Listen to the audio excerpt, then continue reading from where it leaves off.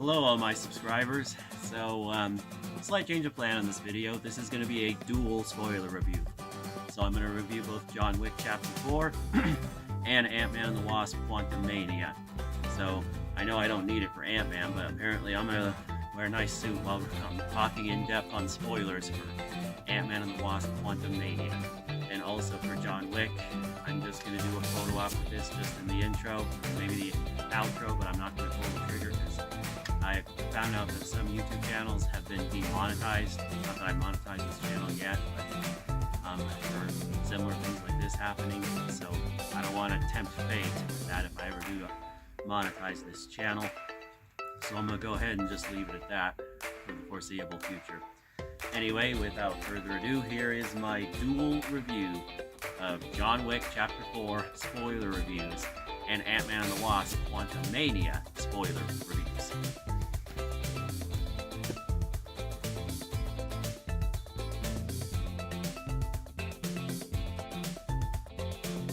So I'm going to go ahead and start off with Ant-Man and the Wasp Quantumania. I want to get that out of the way first because I think this will be the shorter of the two. I got a lot to say about John Wick, but for Ant-Man and the Wasp Quantumania, this takes place obviously after Avengers Endgame during the 5-year blip period.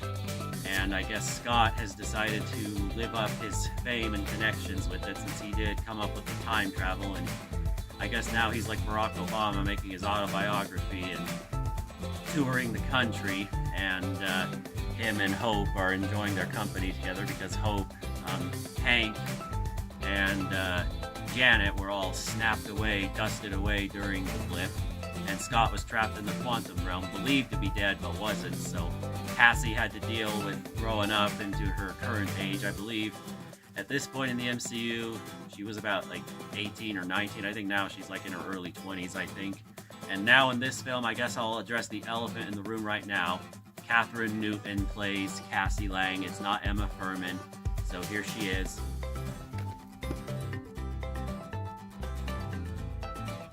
Now, I don't want to get too heated about this. The movie already came out. So I'm just going to lay down my foot right now. Catherine Newton was absolutely amazing as Cassie Lang.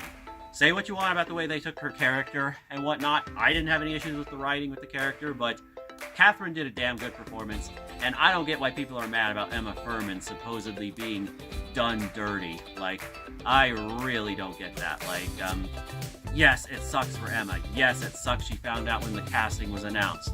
But hey, she should just be grateful she was in Avengers Endgame, one of the most highest grossing films of all time. That's a pretty good consolation prize right there. And Catherine Newton, she hasn't been, for lack of a better word, a bitch about it. She's been quite nice and chill and friendly, and gosh dang, her and Paul Rudd had amazing chemistry. You could tell that they spent a lot of time together, and you see it in the frickin' movie. They have really great chemistry. And if at some point Scott Lang, if Paul Rudd wants to do other stuff, quite frankly, if Cassie Lang is going to take his place, I'm all for it. Catherine Newton is absolutely incredible, and I love her the more movies I see her in, and I'm glad Marvel got her, not DC. Quite frankly, I don't think DC would know what to do with her. I mean, with James Gunn, maybe, but their prior management, hell no. So, with that Cassie Lang tangent aside, I guess let's go ahead and get on into the meat of this movie. Because all I'm going to say, the first 15 minutes are mainly establishing where Scott Lang and basically all the major Ant-Man characters have been from the blip. But once Cassie makes her quantum device that she devised with the help of Hank, the rest of the movie takes place in the quantum realm, minus the ending, which we will get into. So anyway, here's an image on that.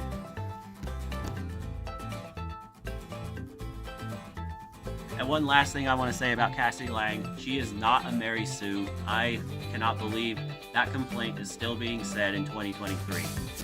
She is not written like Ray. She is not written to be the best of all these characters. Scott still has plenty of badass moments in his own right, and so does Hope. She doesn't overtake either one of them. So let me just get that out of the way right there, right now.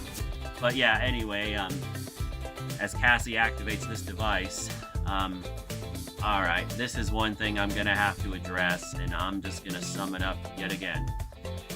Here's another elephant in the room that some fans bitch about sorry about that interruption. I tapped something wrong. Anyway, some see the good and the bad, and some really don't have any issues with it. But anyway, nonetheless, it is MODOK, aka Darren Cross from the first Ant-Man movie. Yellow Jacket.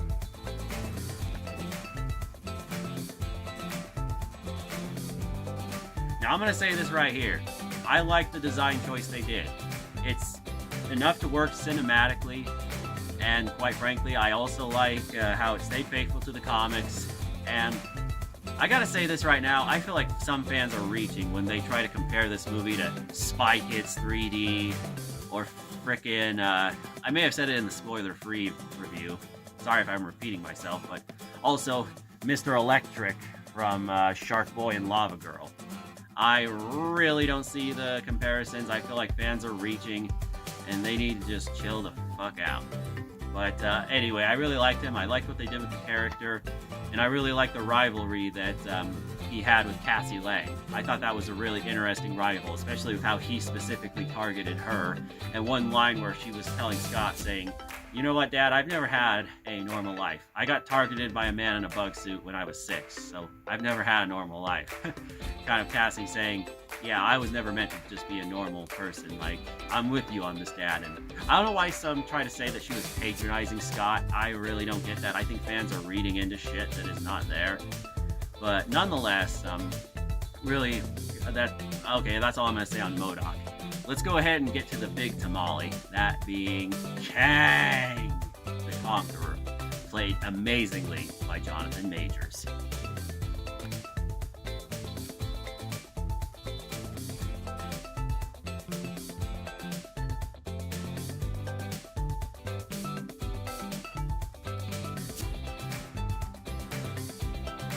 So yeah, on to the big tamale. All I'm going to say about Kang is I didn't want to go into this too deep in the spoiler-free review. He had a really great intro. I just really loved how it established that his variants are just as dangerous as he is, and also that's why he was sent to the quantum realm, since it's outside of space and time. And I kind of liked how he kind of portrayed himself as just a sympathetic guy trapped in the universe until frickin' Janet found out what he was doing with his device and how he wanted to go across multiverses. Because one thing, Thanos only wanted to destroy half the universe in a snap. Kang, he wants to take whole universes and destroy them. And his power is dang near omnipotent level. Like, to bring him down, the new Avengers are going to have their hands full. They're going to have to bring in their heavy hitters, like Doctor Strange, potentially Wanda Maximoff. Like, oh my gosh, all I gotta say is I really am excited for Avengers the Kang Dynasty. Good lord, we are gonna be in for a damn good film. Like, holy shit. Kang is definitely a villain that's gonna be a thorn at the Avengers side for a while. And I am so glad Jonathan Majors just absolutely killed it, whether it's the minor stuff in his performance, especially how he doesn't yell one time in the whole movie. He stays reserved, and he kind of wants to be more intimidating with how reserved he is and how cold and calculating he is, yet also kind of trying to portray himself as very sympathetic, because I did like how they did that too. They kind of took the same approach they did with Namor in Black Panther Wakanda Forever with him. And also, oh boy. Let's just say Scott and everyone, they had a hard time fighting him. And this leads up to a really great point where, near the end of the climax, I know I'm skipping ahead, but this isn't going to be a play-by-play because, quite frankly, this video is going to be long enough with the John Wick section. Anyway, what was I going to say? Oh gosh, Cassie goes up against MODOK because, oh gosh, I really especially love the scene too where MODOK is like wondering, well, what the heck am I supposed to do? Because I guess he was more misguided in his villainy attempts, and I kind of liked how Cassie was like, well, quit being a dick. And I really like how in the climax when he goes after Kang, he's like, I'm not a dick. Oh gosh, it was kind of funny yet sad at the same time, but yeah, gosh dang. Let's just say when the climax goes down and the people of the quantum realm, they rebel against Kang, it's great. Oh, I almost forgot to mention Bill Murray had a really hilarious cameo as Kragar, one of Kang's allies.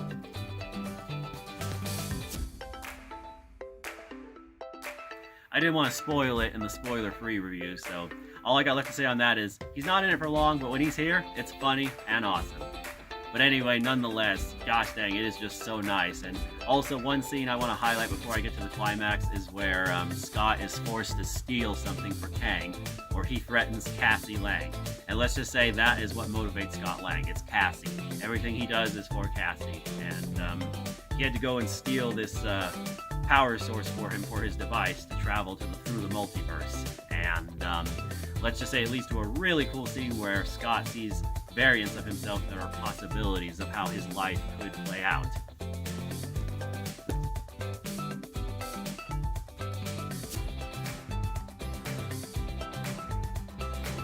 But yeah, nonetheless, it is just really cool seeing how Scott is about ready to give up, but then he notices Hope is in the distance, and Hope is kind of facing the same situation where there's a lot of her variants, but she's able to get it all together. And same thing with Scott as they work together towards the common goal. And it is just so nice, because up to this point in the movie, Hope and Scott were separated. Like, this was their reunification, and it was just so awesome and just so, yeah, type moment. But unfortunately, it was short-lived as Kang got the tech. And as Kang is about to escape, Cassie, along with some rebels that Janet was fighting when she went up against Kang, I forgot to say too, Janet, she has a history with Kang, and it's why she didn't mention Kang, because she's still dealing with PTSD. I really don't get that criticism, though. Some say that Janet should have talked about it before. PTSD does things to people, and I can kind of see why she wouldn't want to talk about Kang. But nonetheless, absolutely loved freaking that, and gosh dang. As Kang decided to go against his word on not harming Cassie, it just leads to a really great moment where Scott becomes Giant Man in the quantum realm. And like how Captain Kirk yelled Khan, he yells Kang! And oh, it is just so awesome. And Cassie, through this big hologram, leads the rebellion. It's an all-out assault on Kang, and he is about to escape. But just about everyone teams up together for this really great climax. Cassie brings down MODOK / Darren, and gosh dang, it is just really great. And gosh dang, there's a really great scene where Kang is just cutting loose. You see his full power, but there were these ants that Hank interacted with that were very advanced, who temporarily subdue him, but Kang does eventually get the upper hand, because it leads to a really great one-on-one fight between Kang and Scott.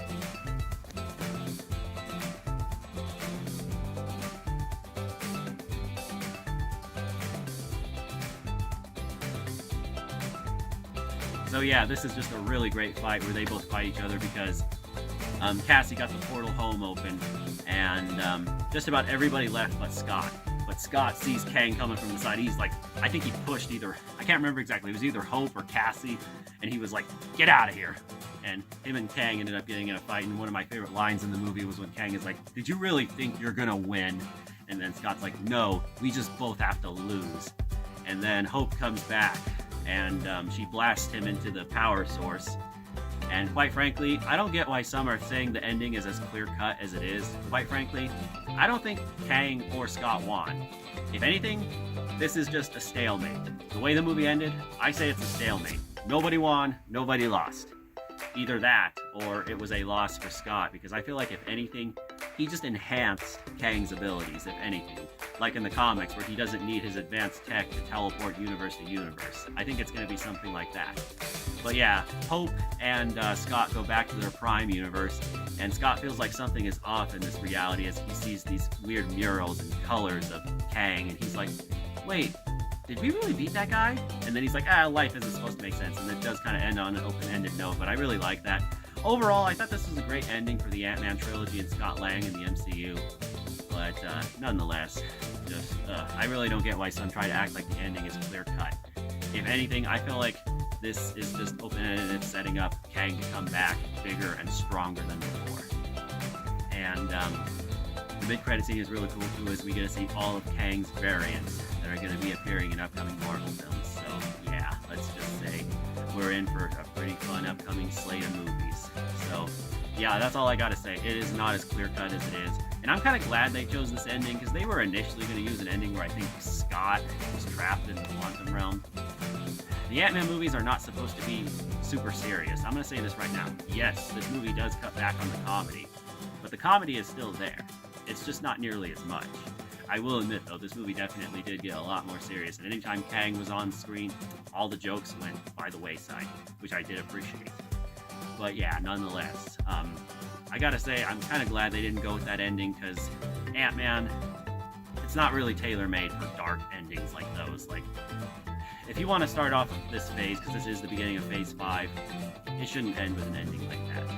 Anyway, nonetheless, there are my spoiler-filled thoughts on Ant-Man and the Wasp Quantumania. So now on to John Wick, Chapter 4.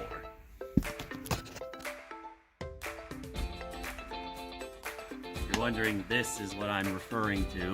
So, I kind of like this one a little better. Gosh dang, the batteries might be getting a little dim, but unfortunately, these are some big ones.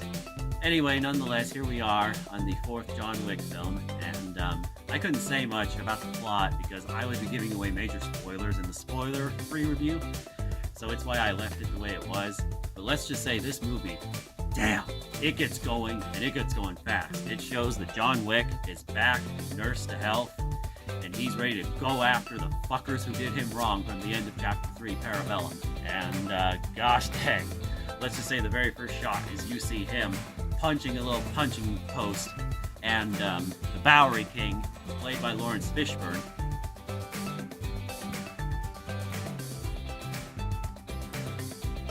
he's basically become his new partner, kind of similar to how he played Neo in the Matrix movies, and Morpheus was his ally, his right-hand man. Anyway, gosh dang, you see John go after the elders for the High Table, because he's had it with the High Table shit after the end of Chapter 3, Parabellum.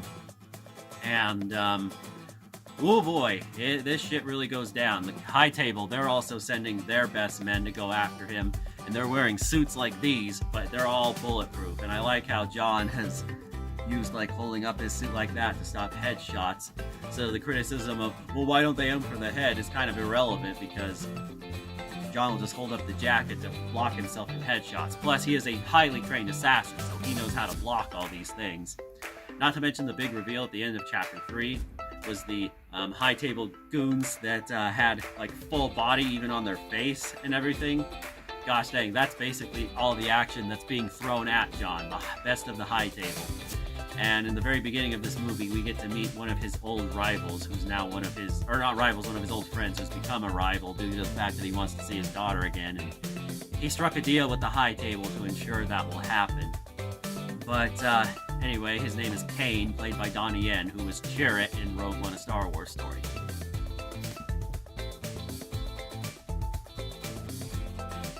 Anyway, I found out he was supposed to play Zero, but he couldn't because of Avengers Endgame, so glad at least he got to be in Chapter 4. Anyway, nonetheless, frickin', oh gosh, this just leads to a really awesome scene, because the High Table figure out that John was there, and it's a clash of the ninjas of those in the hotel at Japan, and he also has a daughter who is trying to defend her father, and it just leads to a really great action scene where John is just using every weapon he has, from his pistols to swords to even nunchucks. He even does some pretty cool ass nunchuck moves, and he is just fighting goons, and the scene just goes on and on and on, and it's a good half hour straight. I mean, yes, the movie does take time to slow down for some of the more plot and character-driven moments, and I will say this, the writing is probably the best it's been in this movie. I think the writers really took notice of that. Plus, one of the writers on the first 3 movies didn't come back for this movie, though he did stay on as a producer, though, so that's good. Anyway, Derek Kolstad's his name. Anyway, I think that might have been just what they needed, but yeah, I never really thought the plots were as bad as some fans said they were in Chapter 2 and 3. And I definitely don't agree with the bullshit criticism Sean Chandler says that John Wick Chapter 3 was undone by the beginning of this movie. I'm sorry to say it, Sean. I respect you. I respect your opinions. But you're dead-ass wrong there, Sean. Anyway, God, this scene is just so great, and let's just say, so I don't sound like a broken record, all the action is just the best of the series, and this is truly epic. And the runtime might be 2.5 hours long, but every second is utilized to perfection. And it also leads to a really great fight scene where a notable stuntman, British stuntman, Scott Atkins, plays this fat German member of the High Table. And also another character named Mr. Nobody, who's kind of a wild card. You don't really know where his loyalties lie. Where they all meet up in, I believe it was in Germany or France, leads to this really incredible, epic nightclub fight scene.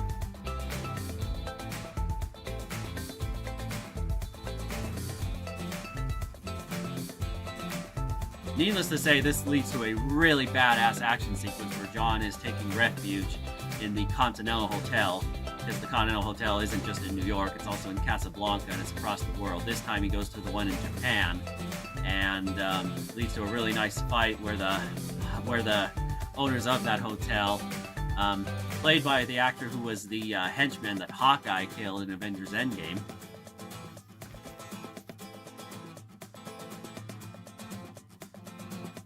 So yeah, anyway, but that's all the highlights for there. And I want to say this too, all these characters are balanced really greatly. I don't really feel like any characters were wasted. That's another aspect of why I say the writing was really strong. And also, one criticism from Chapter 3 was that John began and ended in the same spot in that movie. Let's just say that doesn't happen here. And it establishes that no matter how this movie ends, there is going to be a change for John from the beginning of Chapter 4 up to the end. Because this leads to the big high-stakes event that is the duel, where if John wins it, though he did have to assassinate the German I was telling you about to get his family to endorse it, or his adopted family I should say, because we still don't know definitively his backstory. Anyway, oh god, it leads to the duel between, well, it was supposed to be Bill Skarsgård, but Kane kind of wanted to settle the deal with John and ends up taking his place, and it leads to the duel where the winner has all of their debts forgiven by the High Table. And oh my gosh, the lead up to this is really great, where John needs to get to this church by this time, and if he's late, he will be executed, and that's that.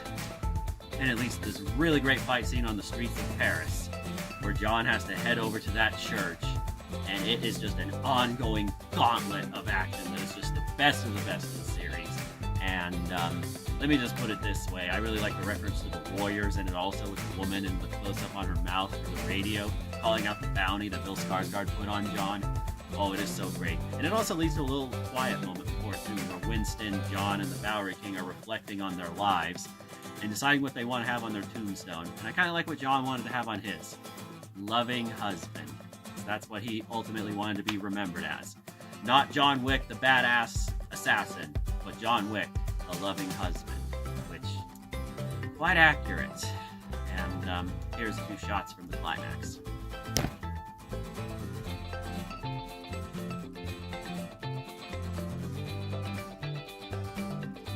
The main things I want to highlight about this, without going too much into detail, are I love some of the music references to the first movie. They bring back some of the tracks that played during the nightclub shootout in the original.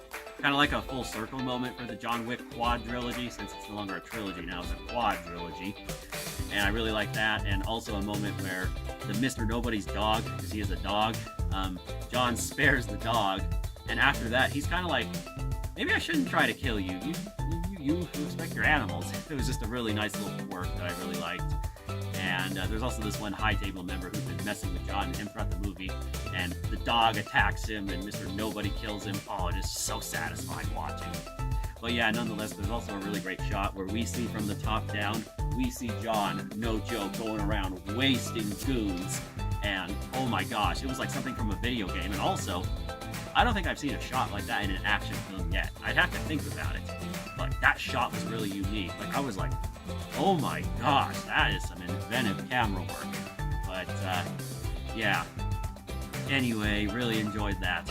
And, gosh dang, I really loved, just everything overall there. And, holy crap, that was just really wonderful, really well done. And it leads to a really great scene where there are 255 steps leading up to the church where John needs to go. All the High Table goons are there, and he is just fighting and fighting for his life. And then one of the goons comes there, pushes him down, and he falls down. But as John Wick always does, he gets up, fights all the goons, and Kane decides, I don't want you to die and lose this fight on a technicality or by default. So Kane comes in, helps him, walks him up to the duel, and him and John have their duel with some old cavalry pistols, but not like this one, obviously. But yeah, they at least get one shot from a certain distance, and they keep firing, and then they have to walk 10 paces ahead.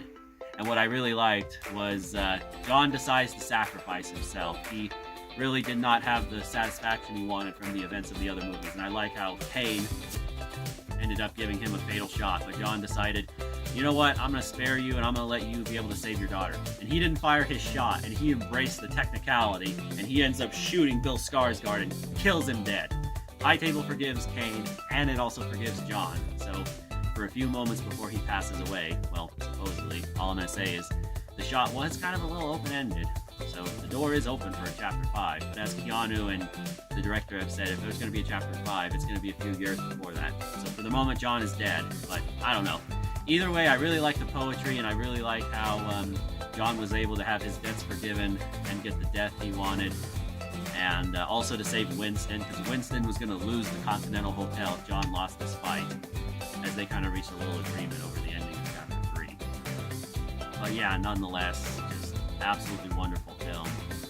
Really was the best of the series thus far, and do yourself a favor and watch it. This movie is absolutely wonderful. The John Wick's quadrilogy is going to go down in history as one of the best. I definitely can't wait to see the Ballerina spin-off that's going to take place between Chapters 3 and 4, and also the Continental series that's going to show Winston and his rise in the ranks. And yeah, this series is just absolutely wonderful. And the last thing I'm going to say, stick around. There is a post-credit scene. I don't want to say what it is, though, but it's really great. Stick around for the post-credit scene. Anyway, thanks for watching this dual review of spoiler-filled of Ant-Man and the Wasp Quantumania and John Wick Chapter 4. Anyway, like, comment, and peace.